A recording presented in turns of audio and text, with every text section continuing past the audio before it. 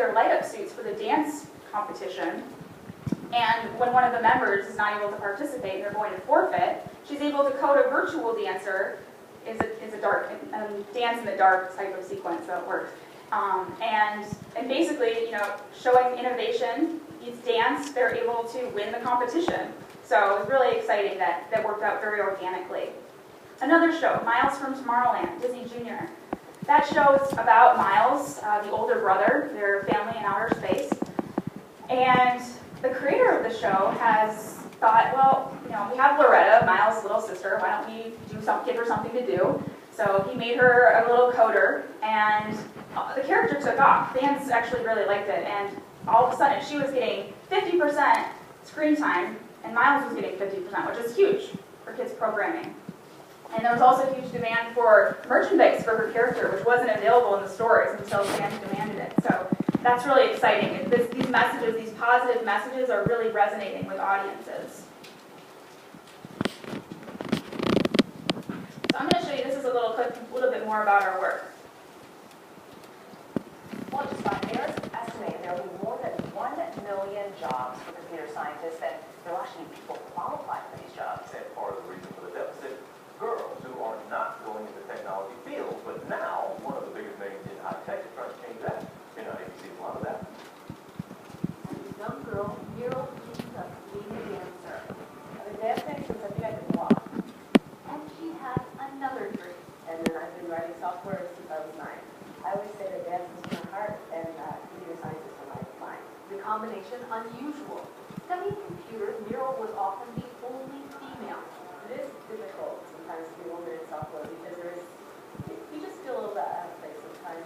In fact, despite an emphasis on science, technology, engineering, and math, otherwise known as STEM, the percentages of females pursuing technology careers is rapidly dwindling. It is the only place within STEM where women have actually declined. In the 80s, Actually, that's my boss. we were between 34 and 39%, and today we're at 18% of computer science graduates are women. New research finds that before the 80s, women were on pace to actually eclipse men in computer science. But those numbers plunged as movies like Weird Science and Revenge of the Nerds games on home PCs were marketed almost exclusively to boys. Google wants to change that, turning to TV and Hollywood to encourage more scripts featuring girls who code. I'm like the best coder in there, but suddenly I'm a joke. Google and Muriel consulted with the ABC Family show The Fosters for tonight's finale. But why can't you be both smart and sexy? Why do you have to choose? Hoping that this message will encourage future programmers who, like Muriel, pursue all their dreams, making life more interesting. Code. And when a girl realizes her full potential, Rena and TJ, in science and technology, the results can be explosive.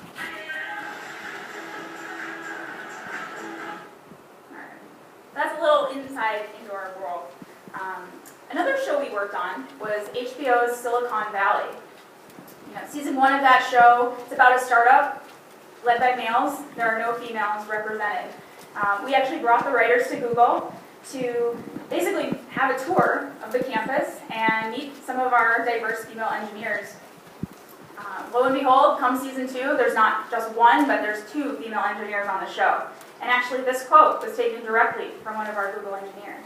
So that's pretty powerful stuff. Another project we worked on was with Academy Award-winning documentarian Leslie Chilcott. She's behind such documentaries as Waiting for Superman, An Inconvenient Truth. So what she did is she created this documentary and followed 6 different groups of girls from around the world who were competing in a Technovation challenge, basically to solve create an app to solve a problem in their own community. Here's a sneak peek at that. Google worked with Leslie to offer this film for free on YouTube for its first 5 days of release back in the fall. So that was our partnership, and check it out.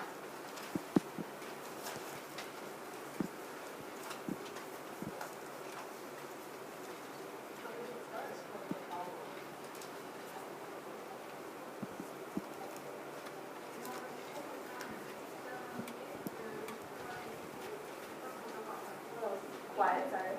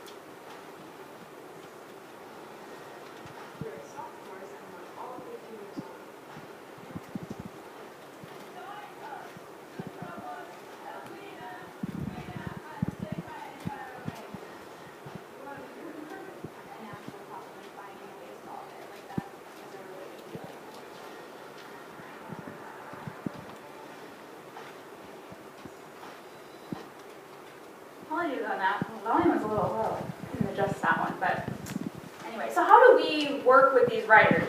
What exactly do we do? Well, we have an arsenal of engineers at our disposal who have such unique backgrounds that apply to some of these fields. So, when a writer is writing a cool hacking storyline, they want to know, like, hey, do you have any hackers available, like, we could talk to who might know how to write, like, this, sequence, or what makes the most sense, because, these writers don't know. Well, first, let me introduce you Angela Navarro. She's one of our coolest engineers who basically inspired the Mariana character from the Fosters to pursue coding. So actually, when she was in high school, Angela, she juggled both coding and cheerleading. She was in dance and cheerleading. And the writers found this so surprising and couldn't believe it. And they thought, hey, well, this actually might make sense then for Mariana. Meet Parisa Tabriz. She is the self-appointed security princess at Google Chrome. She manages a team of white hat hackers whose job it is to basically look for weaknesses in Google Chrome security. They need to think like black hat hackers, which are the bad guys, and be able to basically secure Google Chrome before they get their hands on any little weaknesses. So she's amazing. And meet Kim Swennen.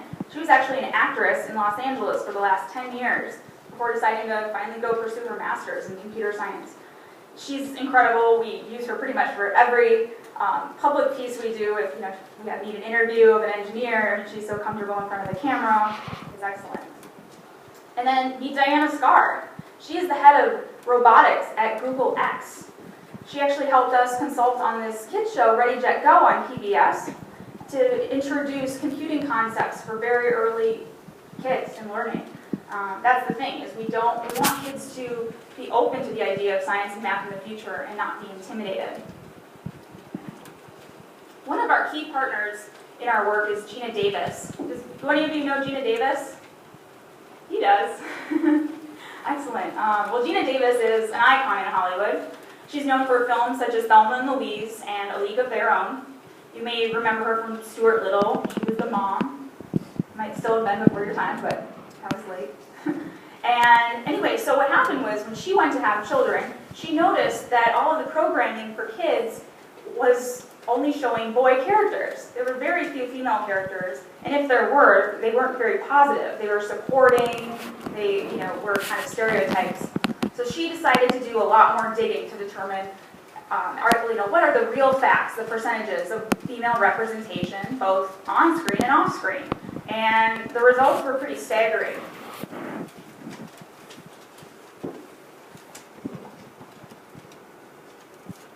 Meet Jane. See Jane. See her? She makes up half the world's population. But you wouldn't know it by watching kids media. On screen, Jane is outnumbered by a ratio of 3 to 1. When she is there, a lot of time it's purely eye candy. And girls everywhere are watching. On average, over 7 hours a day.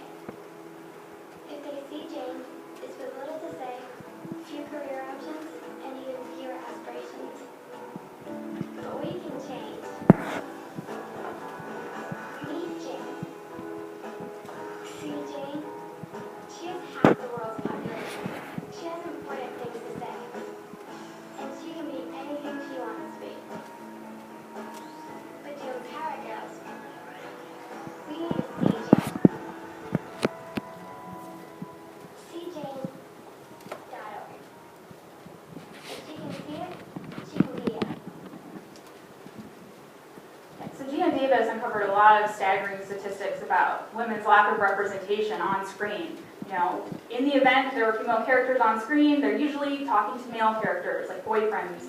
And when they weren't, if they're talking to girls, they're still usually talking about boys. So there's a lot to be done in media that she is shedding light on. And so we collaborate a lot with the Gina Davis Institute to hold events and convenings to discuss the issues regarding diversity and female representation in media as it pertains to STEM and CS on our side. So say you love art like me. Are there jobs that match your passion? Well, the answer to that is absolutely. If you love fashion, Here's an example. Our Made with Code group worked with Zach Posen, the designer, on a coded LED dress for New York City's Fashion Week last fall. It was so popular that Lupita from Star Wars actually wore it on the red carpet. And this dress contained lights that were coded by hundreds of different girls, so it was really special. What if you like music? So we worked on Fox's Empire, and we actually had a cameo of Wonder Girl. She is a coder, a beat coder basically, and she's shown here with Jamal, and they're going to be talking about beats and coding, so it's actually pretty cool. What about dance? So actually, I'll show you this. There's this great dance visualizer program that's available on Made.code that's a lot of fun.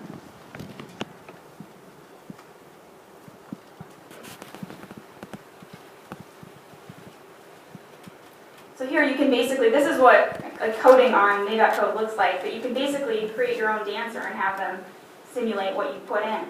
So here, you can change the joint from the head. Let's see, let's do the hip. Now let's do it.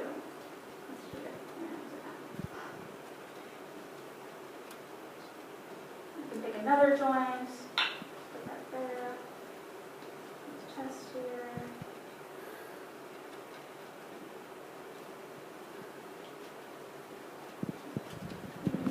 All right, let's see how this works.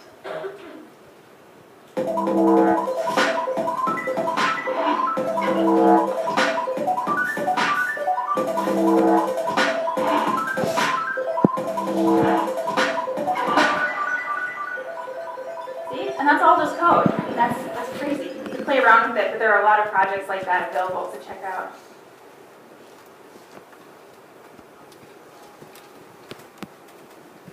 Video games. Video game is entirely made of code. It's a lot of fun, and you can actually apply it to also with animation. Animation is code. So, say you have the passion and the desire, but do you have access at your class, in your classes? Well, as we saw, only 1 in 4 principals have computer science classes available. And that's not that many. So what can you do if you are interested in pursuing this, but you just don't think you have the resources? Well, lucky for you, there are a lot of online opportunities where you can play and kind of get to know whether you like code or not. And a lot of them are with your favorite characters. So code.org is a great resource. You go there. They actually did a great coding activity for the release of Star Wars during Hour of Code, during Code Week back in December. There's also another coding activity with your favorite characters from Frozen. Scratch is a great starting place as well for if you've never coded before. And then Girls Who Code and Black Girls Code are also great resources. And as I mentioned with the Code Girl documentary, Technovation, if you're ready to take that next step and really want to pursue a competition, you can create an app and solve a problem in your community through Technovation. So a lot of resources at your disposal. Just take initiative and be proactive if you don't think you have them in your school. And Made with Code, as I've just shown you with the Dance Visualizer app, has a ton of cool products there. Here are some just so you can see. You can have a Yeti dance, you can create an avatar, use an accessorizer for